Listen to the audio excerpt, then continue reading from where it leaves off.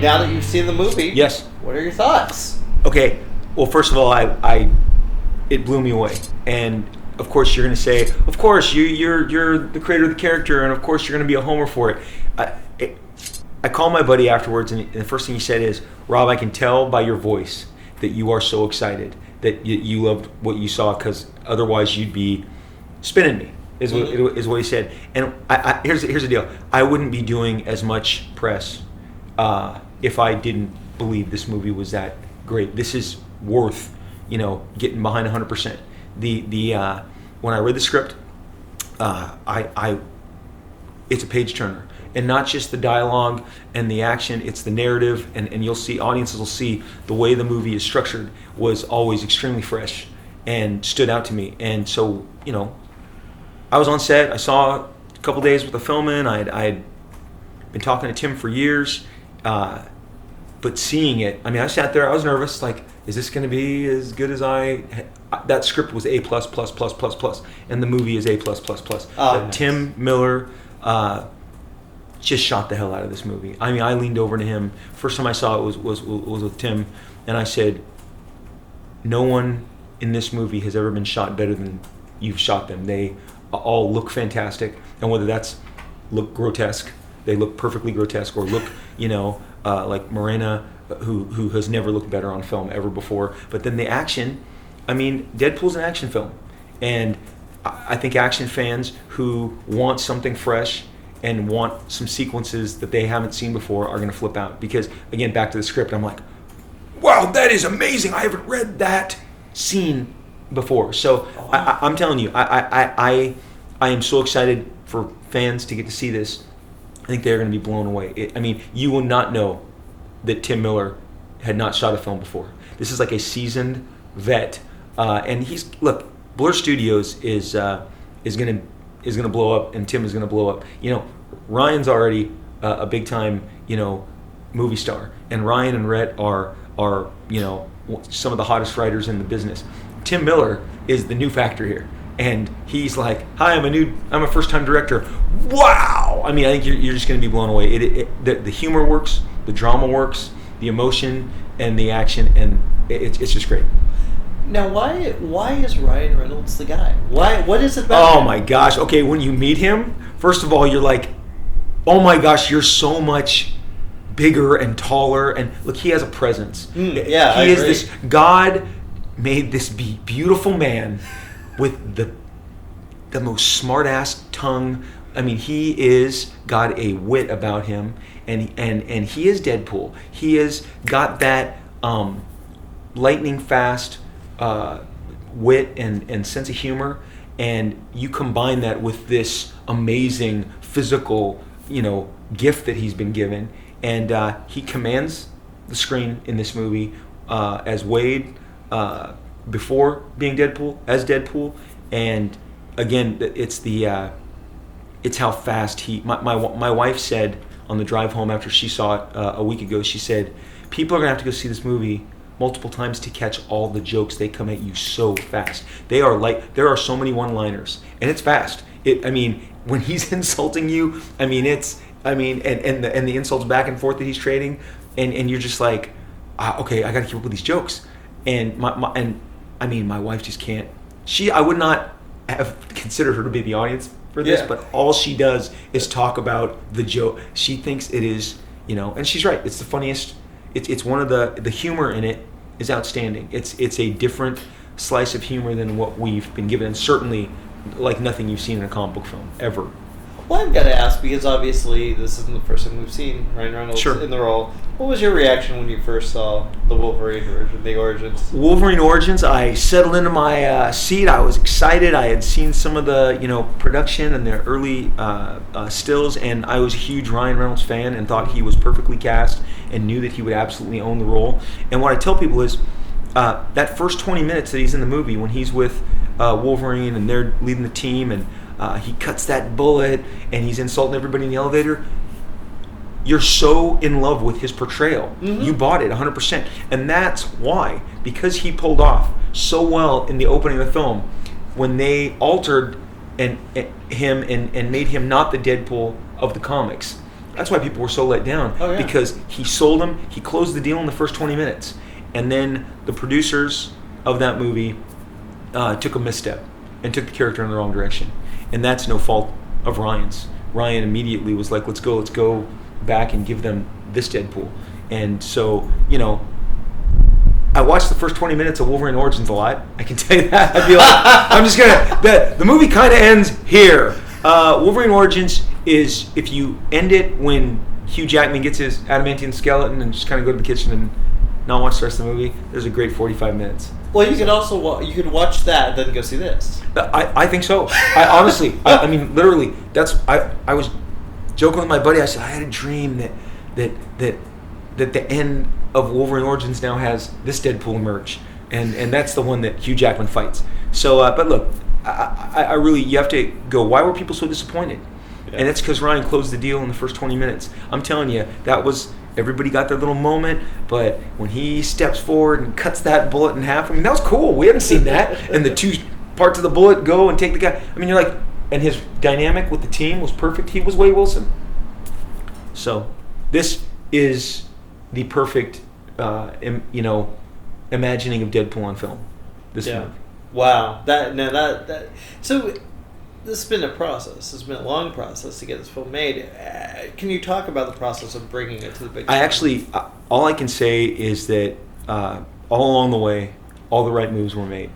Rhett and Paul, I can't imagine anyone else ever writing this movie. Like I said, there's that old adage: if it's not on the page, it's not on the screen. It was on the page to begin with. The script is the piece that everyone rallied around. The script was so good. I'd go out to dinner with my buddies at Marvel Studios, and they'd go, "Hey Rob, we hate to admit this, that Deadpool script kicks ass. Oh my gosh, I think we're gonna have those guys in to talk TV." And I'm like, "Don't do that." Just protecting but rival people in the entertainment industry, they knew how great that Deadpool script was. So then what happened is they got to Tim Miller, and you landed on an ace in the hole. Tim Miller has been seen by this audience, whether they knew it or not, for years on the trailers for video games and the bumpers and all the different things that he's produced and directed for the world of video games. And again, I have two boys. I have three kids. My two boys are avid video gamers, and they live in that space. So let's not underscore and undersell how much video games reach people, because that generation, I am on the record, that generation came to know Deadpool from 4 video games. 4 video games is how they got to have a relationship with this character. They weren't necessarily reading the comic books, but they were playing him in 4 different Marvel-based games over the last 6 years.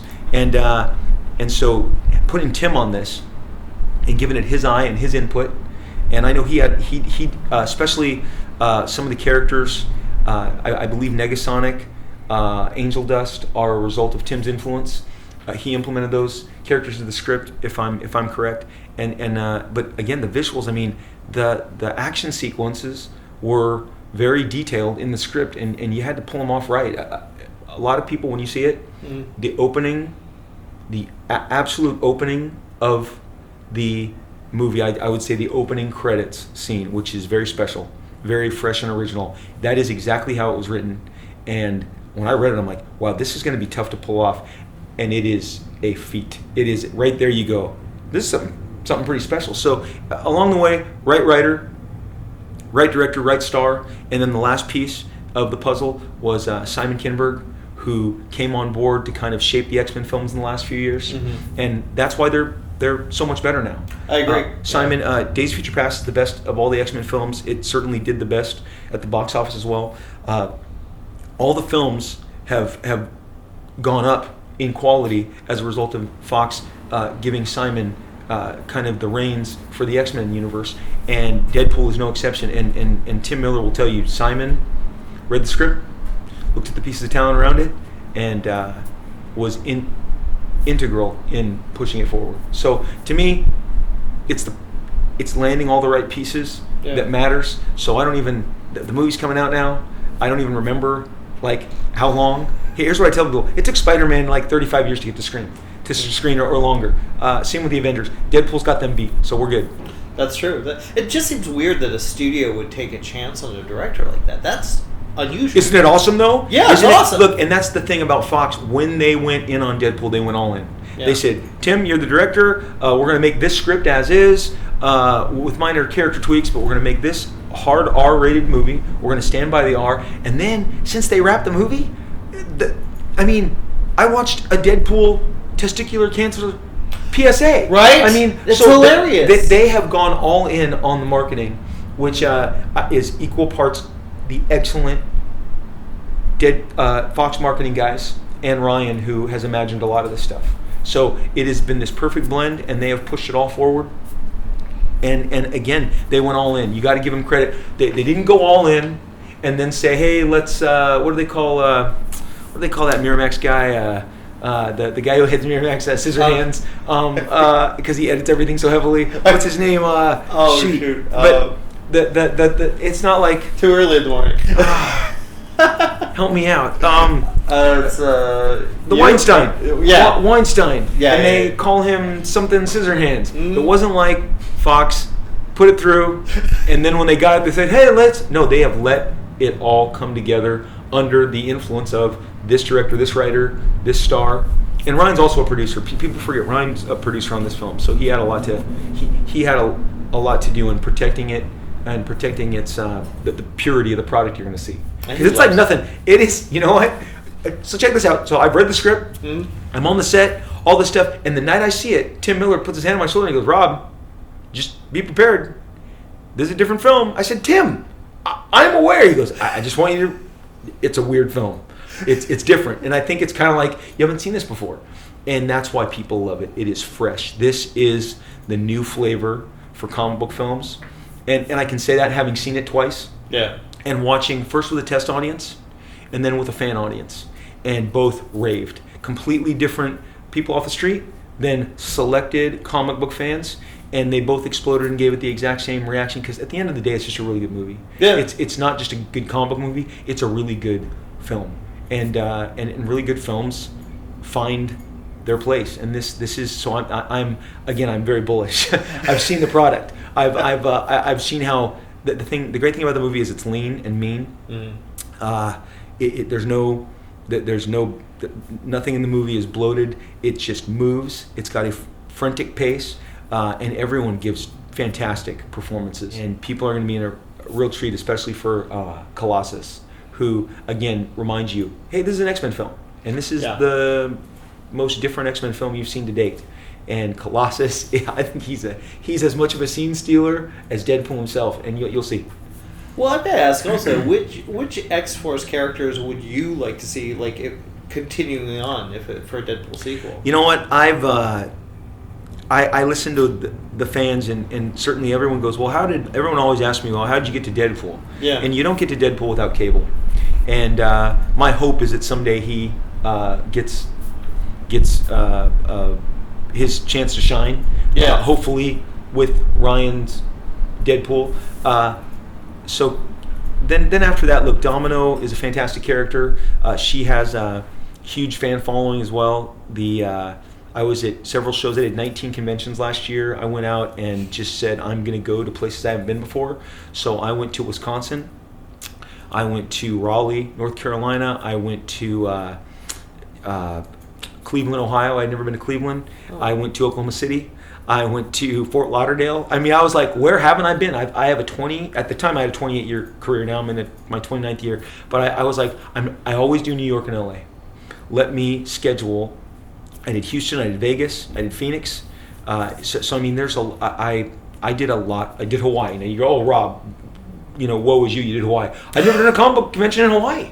And it was one of the biggest shows that I attended last year. Those fans were so crazy about this stuff, and they bring me their X-Force comics and their New Mutants comics, and you see the electricity in their faces, and they are reliving that energy with me at that moment, and it's very exciting.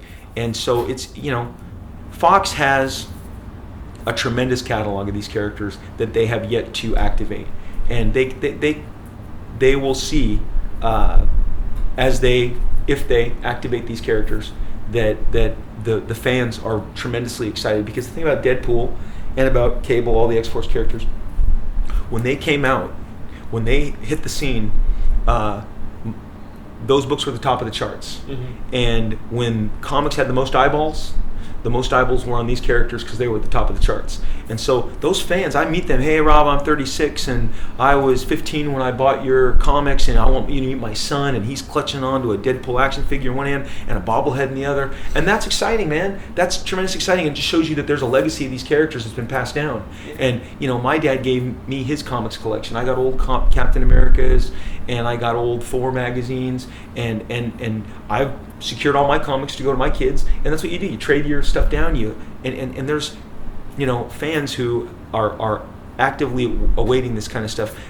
When I was on the convention trail, I mean, thousands of Deadpool cosplayers, but also Cables, and then the one that really blew me away last year, I saw a lot of Dominoes, a lot of Domino ladies, and they rock that costume fantastically. So it's when you see them walking around in flesh and blood, it kind of activates. You're like, wow, there's 10 Dominoes gathered at this show. I wonder what that would be like to be on screen. So it's just fun. Like I said, it's I love all the stuff I did. I created 30 characters in my 2.5 years. They told me I could repaint the house. They told me basically the New Mutants was going to get the lights shut off, that it was kind of the dog of the office. They had offered me some of the better selling X-Men books, and I didn't want to do those because I thought those were bad career moves, because I wasn't ready to follow the footsteps of the greats. But the New Mutants was definitely a fixer-upper, and they all but told me, if it doesn't work out, we're going to turn the lights off, do whatever you want. Wow. Fill it up with your ideas, take it in a new direction. And if you look at New Mutants before I came on, it was a goofy book.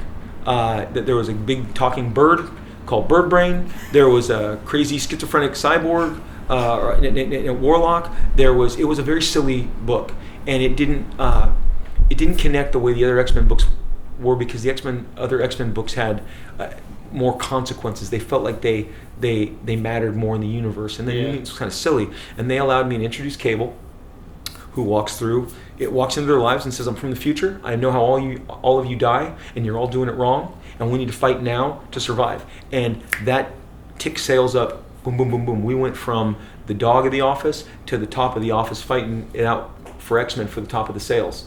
And again, they rewarded me, allowing me to write the book completely, story by, art by Rob Liefeld, and I knew I needed to follow up Cable, so I introduced Deadpool, Domino, Gideon, who was kind of the puppet master pulling the strings, and the reaction.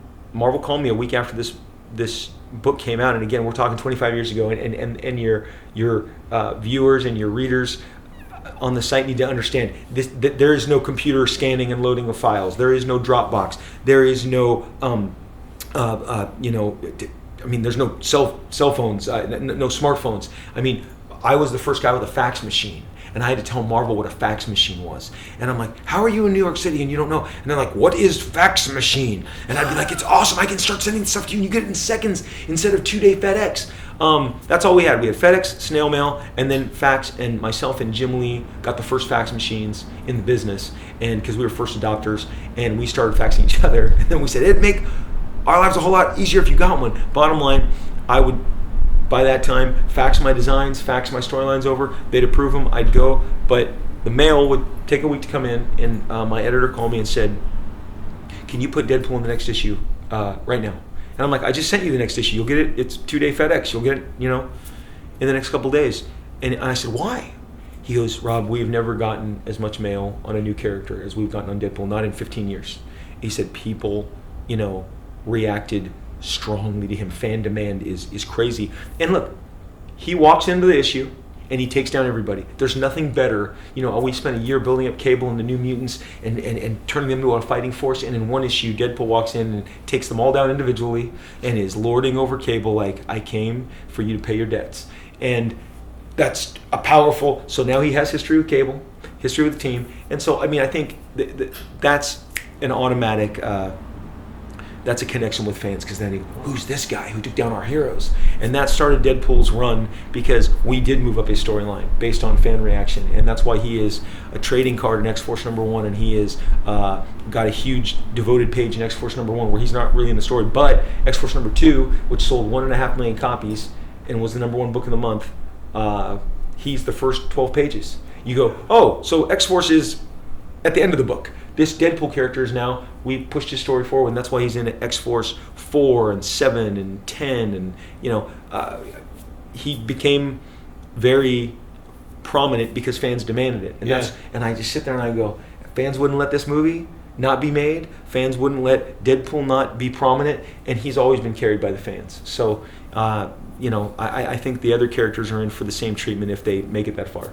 I hope so. Yeah. I mean, what are you? How much are you going to be involved in the future films, do you think? As much as they ask me to. I'm not a filmmaker. I'm a comic book guy. I've enjoyed the relationship I have with everybody. They'll tell you I'm kind of a cheerleader. I don't try and over involve myself. I think I've lived in Southern California my whole life. Have family in the business. You kind of just understand that you're fortunate, again, to luck out and get a Tim Miller, a Simon Kinberg, a Rhett Paul, a Ryan Reynolds to conduct the orchestra, and you just kind of sit back and you enjoy that.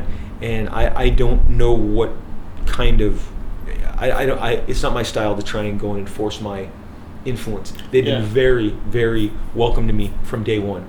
In 2009, summer 2009, the Donners, who were on the account at the time, called me up, said, Rob, we know we want to do better by Deadpool, and could you come up and can we talk Deadpool with you as we now pursue this solo film? Wow. And I sat there with Lauren Schuler Donner and about 8 people scribbling on notepads, and we talked. Don't do that. No, do that. Yes, do this. No, don't involve her. And these are characters I'm talking about. Wow, because they kind of wanted, like, okay, we know we could have done better with Deadpool. We've heard the fans. We want to do right by Deadpool now. And they had contacted me. I came up there. I was more than happy to interact with them.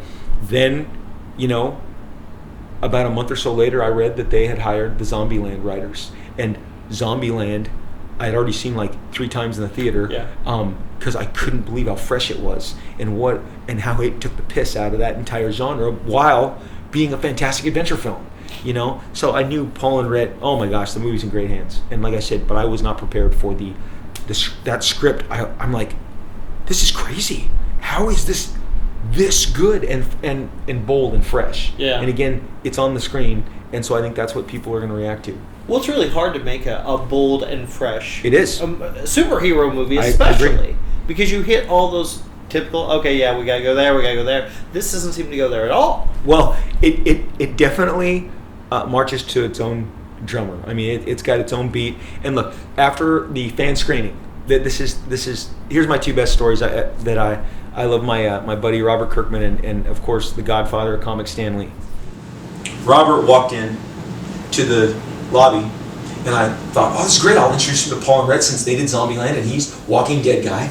And he said, hey everybody, how you doing? And he looked at Paul and Rhett and he goes, I gotta tell you, Rob's hyped the shit out of this movie, and I don't know if it's going to meet expectations. I mean, you should hear this guy. Oh my God. All he does is hype the shit out of this movie. So that's a high bar. And I'm like, wow, thanks, asshole. Thanks. That's exactly what Paul and Rhett wanted to hear. Everyone's kind of, how are the things going to react? And Robert walks in like, okay, after the film, I walk over to Robert and I said, and Rob, it was great. That movie is great. It's spectacular. It's everything you said. And here's what I want to tell people. If you go back on Robert Kirkman's timeline, it's whatever the Tuesday, January, whatever, after he saw the film, he tweeted. Robert Kirkman doesn't tweet a lot. He is kind of a very selective tweeter. He gave 4 shout-outs to the Deadpool film that day. His sheer enthusiasm. Even his last one's like, I know I'm tweeting about Deadpool again, but forgive me. It's awesome! So there's that, and then there's Stan Lee, who... he sat down next to me, and Stan, I've done 1 million shows with Stan. Yeah. And he was shaking, but not in a way that should concern you. It was excitement. And they said, Stan, what did you think? And he said, turned to Tim, and he said, that was one of the greatest movies I've ever seen or ever been directed, and you're a great And Tim goes, okay, and yeah, I'm waiting. And there was silence. I'm like, Tim, it's just a compliment. There's no punchline coming. You go, really? And Stan goes, that movie is terrific. And afterwards, he grabbed my shoulders and he goes, it's a game changer. Deadpool is a game changer. And I honestly, they have made a movie that is going to influence from that going forth. I think it's going to have the same impact that 2008's Iron Man did. Because that kind of reset the clock on comic book films. We had about 6-7 years of comic book films, 3 X-Men, 3 Spider-Man, some Fantastic Four. Nolan started as Batman, but then 2008, Iron Man, I think everyone's like, we weren't prepared for the awesomeness of that first Iron Man movie. Which is, again, it's lean and mean, it's got great dialogue, it's tight, big performance by Downey Jr. This has that. Ryan, no one is going to know Deadpool other than Ryan after this. I mean, it's like Ryan's Deadpool is going to be the Deadpool for the next 20 years or as long as he is playing Deadpool. And good luck. I mean, he is Deadpool, and the kids who get to see who get into the screening, and the teenagers and the adults. When my mom's telling me she's going to see Iron Man, I know she's going to see Robert Downey Jr. She's not going to see Iron Man. Yeah. Ryan Reynolds is going to own this in a way that few people have owned those roles, and how Iron Man reset on a more intelligent comic book film, in my opinion. Yeah. Deadpool is going to change what is possible in a comic book film, from the adult content to the level of violence. Because, brother, I see all the Marvel films. I see them 2 or 3 times. They get my money. Mm-hmm. I got 5 people in my family, 3 kids, me and my wife. So we're dropping $50-$60 every time. Yeah. And so Marvel, you get my money. I go. I see Age of Ultron on a Thursday night screening. I go on Saturday, and then I generally go Monday. I consume fast. I want to be in on the. I want to experience the whole thing. And it's been many years of that, right? Yeah. But what happens in those movies is it's armored guy versus armored guy. Clank, clank, clank, clank, clank. If you close your eyes, the thing you're going to hear the most in those movies is clank. Mm-hmm. Clank, clank, clank, clank. This is a new flavor. And I grew up, loved Star Wars when I was a kid, saw it 35 times, summer 1977, but as I got older, I went to Alien and Aliens and Terminator 2 and Predator and all the Lethal Weapons, which were R, and the Die Hards, which were R. People forget that all these kick-ass action movies were R-rated movies. Mm-hmm. And so now we've gotten into this family film space of comic book movies, and Deadpool is going to break that, and I guarantee you are going to see an echo of it, I believe, immediately. That's how powerful it is. I hope so. I would love to see more adult, serious, intense it's violent, whether it's be violence, whatever. Sure. Credit where it's due. They made the best Deadpool I've ever experienced. And that's, I have all those video games. I have all the comics. I enjoy Deadpool. I benefit off of Deadpool. This is, you gotta, game recognizes game. You gotta go, you're the best. Wow. You win, you get the trophy, you're the best Deadpool ever. And it's exciting. But I'm just happy for all those guys because this is an influencer. Its influence will be felt immediately. God, I can't wait to see it tomorrow. I can't wait for you to see it. I can't wait for you to see it. You're gonna love it. Well, I'm gonna ask this a little fun question. What's your, coming from your position? Sure. What's your favorite Deadpool variant? Well, here's I try and be pretty judicious because I know everybody who works on these books. I mean, I like them all. I know but if they're on my shelf, I like them all. Yeah. If you saw my house, we have turned into a full-time Deadpool retail operation because I have stopped buying everything because there's so much. But my wife did not get the memo, and so she'll come back, and I'm like, wait, why do you have the entire retail display of the Deadpool bobbleheads from Target? They sold it to me, but now no one can buy them. You bought everything in the store. I know, I just wanted them all. No, you can't do it. I'm like even with comics, if I see like there's only one left, and I generally buy 2 copies, or there's 2 and I leave 1. I'm like, no, somebody else is going to get this. There's so much Deadpool product right now. I don't know if you're aware. Yeah. Again, I go back to I have 3 kids.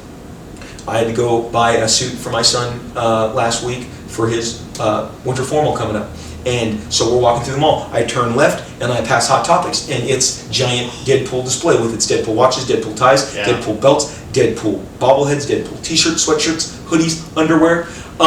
And then I go, okay, well, that's pretty cool. And I have to tell my wife, we're not buying this. Move on. Because she's like, how about just the no? And then we move to around to the corner, and there's Spencer's, and they have a giant window display, and of course they have all different variations on everything I just told you, because they've bought their own select bunch of stuff. And then I go, okay, well, we're safe. We can go into GameStop real quick and check out one of the games. Look, oh crap, there's all this Deadpool stuff. My son's name is Luke. There's Deadpool stuff in GameStop. So you can't not encounter the Deadpool stuff. And I love, look, when the kids are clutching their pop bobblehead and they tell me this is their favorite Deadpool, who am I to argue? Yeah. Good for you. The great thing is, I caught lightning in a bottle. This one of, if not my best character design costume, red and black, nailed it. He looks great as everything. He looks great as a bobblehead, as an action figure, as a statue. You know, in movement on the video games, he's very bold and recognizable. So it's just fun to see all the different versions of him. So I truly can tell you, I do enjoy them all. My nephew and I were fishing 2 years ago. We do an annual family fishing trip, and he says, "Hey, Uncle Rob, I want to talk to you about Deadpool." I'm like, "Oh, I didn't." He's 10 years old. I didn't know you knew about Deadpool. Oh, yeah, I love Deadpool. I go, "What Deadpool do you love?" I love Deadpool versus Moby Dick, and I wasn't ready for that. But he's 10. He's right. Yeah, I'm not going to tell him he's wrong. I said, "Caden, that's awesome. I love. What other Deadpools? There's a Deadpool William Tell. I love that too." And I'm like, "Dude, hats off to Marvel. Congratulations, Marvel Comics. You have succeeded in giving a Deadpool to everybody. You know, they do really have a spectrum. There's, you know, your general audience, Deadpool that comes out regularly. Then they do their Deadpool Kills the Marvel Universe, which is a super meta. Then they do, you know, Deadpool Classics Illustrated, where he walks through, you know, Moby Dick, and he walks through William Tell. And then I was part of a crew that put Deadpool in space with the Deadpool Corps. So, I mean, and again, that was fun. 20 years in, I'm like, let's do it. That's fun. Let's take him to the next level. And whether it's, again, the video games, as a Deadpool Lego, I had a president of another studio who I have known for quite some time, for the last 20 years. He has ascended to the top of the heap of another studio, call me up in a frantic, you know, Rob, do you have access to the codes to unlock Deadpool in the Lego game? Because my kids have been playing it for days, and that's all we want, and you don't get it until you get to the end of the game. Is there any way you have the inside juice? And I'm like, buddy, I love you. I can't help you. I don't have that clearance. You're going to have to play the game. And of course, like 5 days later, we finally unlocked him, and now all they do is play Deadpool. So you go, you know, Deadpool Lego, he looks fantastic as a Lego. Yeah. Who'd have thought? You know, so and again, to see him interact with kids who have found him in video games, so it's just been a blast. It's a great ride. Well, it's awesome, and I'm going to finish up with one last question. Okay. What would your ideal sequel be? Oh, there are so many great ideas for a sequel, and what I have been told by the production team is when I talk, I get in trouble. And so I cannot answer that. Because I'll tell you, and then it'll be blasted everywhere, that Liefeld says this is the ideal sequel, and then I'm in trouble. So I have to defer and say that I can't answer that, and I just know that there is plenty of great material, and that the fans. Let me answer that with this. Okay. This is not a movie. You can't buy this Deadpool movie in a comic book. It doesn't exist. You can't walk into Monday afterwards or Friday night after the screening and say, "Hey, comic book guy, I want that." It doesn't exist. I want that story. They mashed up an era's worth of Deadpool stories. I created Deadpool. I created Vanessa. I never pulled them off like this. This is a beautiful love story that drives this crazy comic tragedy, zany adventure. You know, again, talent and credit where it's due. Rhett, Paul, Ryan, they created. There's no story where Colossus interacts with Deadpool like this, and Deadpool doesn't interact with Negasonic and Angel Dust, and he has a conflict with Ajax, and they took the spark of that and they built out in his origin. They made his origin better. You know, and it's what I tell people. When I went and saw Christopher Reeve's Superman, that was not a Superman story that I could buy in a comic. Gene Hackman's portrayal of Lex Luthor was nothing like anything you'd gotten up till 1978. Yeah. You're like, hey, this is not the Luthor I know, but it may be my favorite Luthor. Christopher Nolan's first Batman Begins, Ra's al Ghul didn't train him in the Himalayas in any comic that I had read, but I like that version. Yeah, the best. Absolutely. And so hats off to these guys. So I'm excited to see what they come up with a sequel, because they shot from the hip here. They took, there's elements that you'll go, that's from the comic, but the large majority of it, they made a great film. They took the Deadpool, the spirit of the character, and the pieces they needed, and they created an original narrative.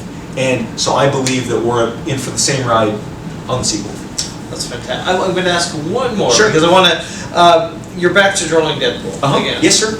What direction are you going to go in? I'll be honest. I having known what's coming, and here's the deal. I'm doing a 100 and some page graphic novel. Marvel said, "Hey, Rob, we want you to do one of our prestige format Deadpools," and I'm like, "Oh, fantastic!" So I have really, if I showed you the pages, and I put some online occasionally, and they are. I really am pouring everything I have. Me and my team are pouring everything we have into this. But the idea was, I've always wanted to fill in the gaps between what happened after Deadpool entered the Weapon K or the workshop and was transformed, and were there other relationships and other people, as we know he's a mercenary, and other people who maybe had a different agenda who followed him into that program and tried to duplicate what he had become. And so it's it introduces a character from his past who he's encountered before, but the readers haven't seen it, and it's kind of a Sins of the Past story that catches up with Deadpool, but I mean it opens with Deadpool racing across the New York skyline going, holy shit, I can't shake this guy. And you'll see who the guy he can't shake is. And like, I mean, he does everything to try and shake this guy, but it's very funny, and I'm working with two great guys who wrote X-Men 92, Chad Bowers and Chris Sims, because again, just like back in 98, I don't have time to script this thing. Yeah. I can give you the story, the intent, the character motivation. I wrote out a detailed plot and shot it over to Marvel, and they said, we think you'd work fantastically with these guys, because I said, I don't want to script them. They just are good joke writers, snappy pattern. I have great ideas. I think that the dialogue coming out of the mouth is best served by getting guys who do that really well, and who nail it on the page, and so they're like the polishers. And so I'm working with those guys, but should be out summertime. Marvel has thrown all their support behind it, and I'm very excited because I really am inspired by what this has been in its inception, and obviously now, I wrote everybody, I go, guys, thank you for inspiring everybody who's going to touch Deadpool from now on, because everybody, once they see this, is going to approach Deadpool with this in their mind, first and foremost. So excited! Yeah, you're gonna love it. You're gonna really enjoy it. I'm confident in that. Oh, I'm 100%. If I could beat Robert Kirkman's expectations, I can beat yours. So, Well, dude, great talking always to you. a pleasure. Great talking. Man. Thanks for making your way over here. Yep.